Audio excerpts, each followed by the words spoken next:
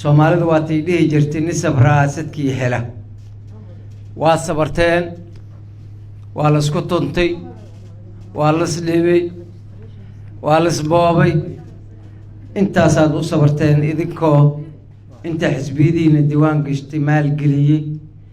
golayaashooda dhistay ayaa waxaad u sabarteen in doorashadii aad sugayseen doorasho ahayd baarlamaanka Soomaaliyeed oo korkiina ku ansixiyo waan idinka raali gelinaynaa taayida qalad dhacay oo ahaa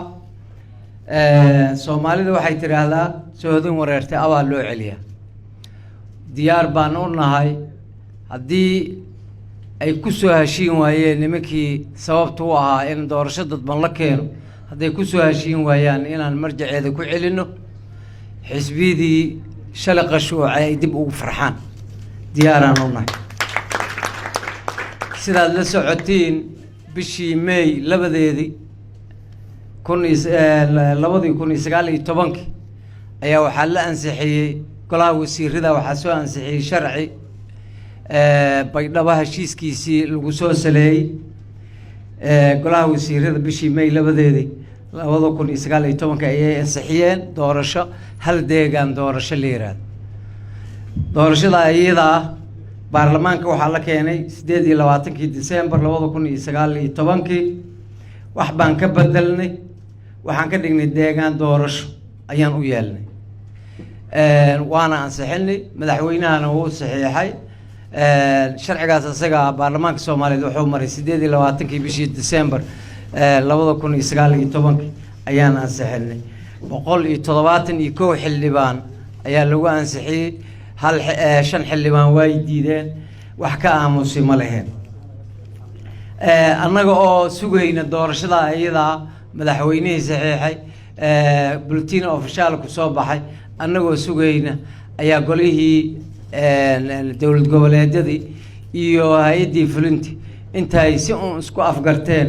ayaa waxaa noola keenay sharci la yiraahdo 17 September oo lagu soo gaaray Dhuusamareeb dhamaystirkiisana xamar lagu gaaray hadda qof ay boo ku taalaanay waxa la dooranayo hadaad maqashiin doorasho waxa la dooranayo waa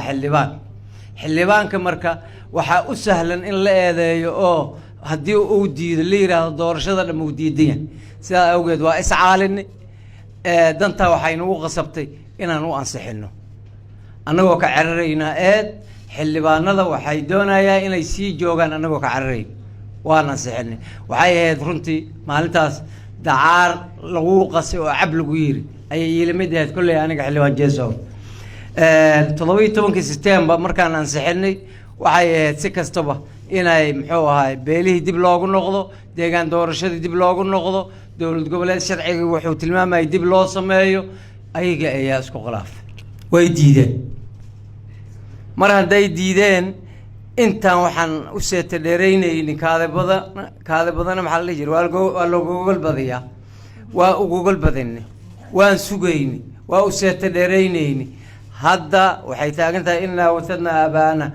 meel cidla ah ay wada fadhiyaan madaxweynihii ra'iisul wasaarihii madaxweyniyaalkii wixii oo dhan nin hab yaraatee tilaabo dhaqaaqa la waay labada maalmood waad arkaysaan baarlamaanka cabsi laga qabo ayaa mar walba qaar xataa anaga inaga mid la soo diray lahaay baarlamaanka soo xira waxa dad baa waxa raba inay dalka Soomaaliyeed crisis galiyaan dalkana markuu yahay dal baarlamaaniya sidoo ku burbur way adagtay taas ayaa ka qaldan waayo 1960 markaan xornimada qaadanay ayaan go'aansanay si aan u burburin haddayna afgambi ahayn ma burburteen aan qaadanay dawlad baarlamaani inaan qaadano haddii madaxdoo dhan ay baxdo baarlamaanka yaa nool baarlamaanka fariintiina waan gaarsiinaynaa madaxweynaha iyo ra'iisul wasaaraha iyo madaxda kale waxaan ka rajaynaynaa inay waa heshiin waayna ceebmahe ay la dhahaan waa heshiin waayna go'aan gaar baarlamaanka annaga ayaa baarlamaanka annaga ayaa go'aan gaaray shacabka Soomaaliyeed waxa u harsan kaliya baarlamaanka iscaalinay leh yaan lagu eedeynin walba oo madaxa muxuu ahay koofida hore uu gashinayo ayaa muxuu ahay u hortaaganay waxa kaliya aan sugaynaa waxa weeye idinka waaba tiraahdeena madaxdii dalka oo tiraahdo oo aanan ka xishoonin إلا وح لقى حشود الشعب كوقف عن شعب كود إنه كحشودان هي رهلان يا الله سبحانه وتعالى أيها وح لقى حشود وقهبون إنه هي رهلان ورأناga waxba waa ku heshiin waayni go'aan gaar anaga go'aan gaaray go'aanka aan gaarayna ma noqon doono mid qaraar kaliya waxa weey waan ogahay waxa la dooranayo inay xildhibaanada ay yihiin ma aha waxa la dooranayo madaxweynayaasha waa xildhibaanada markay soo baxaan kadib ayaa madaxweynayaasha la dooranaya hal shay aan rabaa inaan ummadda Soomaaliyeed iyo in alaalintii dhageysanaysan aan gaarsiiyo dadka maanta musharaxiinta sheeganaya sax ma ah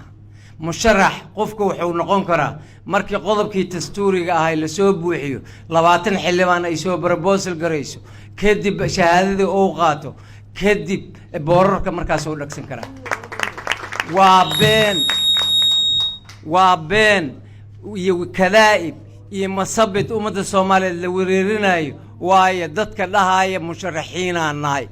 musharax waqtigiisa lama joog wax musharax sheegan kara anaa ka jir xildhibaanka ka jira wax musharax sheegan kara oo deegaan doorashadiisa aadaya musharax waxa waaye waa ninka xildhibaanka